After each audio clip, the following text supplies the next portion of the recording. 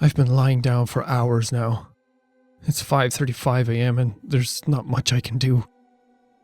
You know what the worst part about my situation is? I'm in the same room with my parents.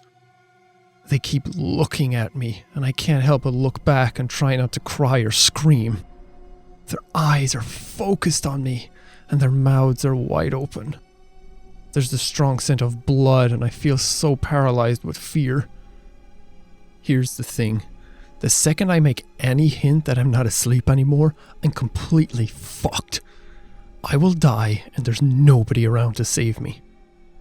I've been trying to think of a way out, but the only idea I have is to rush for the front door and run outside to scream for help, hoping that my neighbors will hear me. It's risky, but if I stay here, I'll surely die. He's waiting for me to wake up and see his masterpiece. You're probably wondering what's going on. I'm sorry, I do get ahead of myself sometimes. About 3 hours ago, I heard screaming coming from the other side of the house. I got up and went to check on the noise before realizing I had to use the bathroom.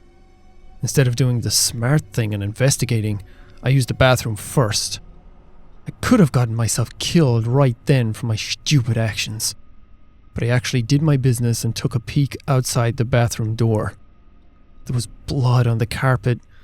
I got very worried and ran back to my room, hiding under the sheets like the pussy I was.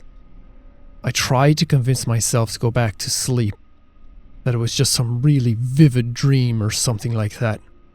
But I heard my bedroom door open.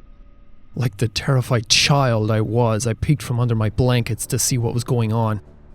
I could see something dragging my dead parents into the room. It wasn't human, I can tell you that. It was hairless, with no eyes and no clothing. It walked like a caveman with its back slouched as it dragged my parents. But this thing was much smarter than any caveman. It was aware of what it was doing. It propped my dad up on the edge of my bed and made him face me. It then sat my mother down in the chair and positioned her towards me as well. It started rubbing its hands upon the wall, staining them with blood, and then drew a circle with the devil's pentagram in it. This thing had made what it would probably call a masterpiece. To finish it off, it scribbled a message onto the wall that I could not read in the darkness. It then positioned itself under my bed, waiting to strike.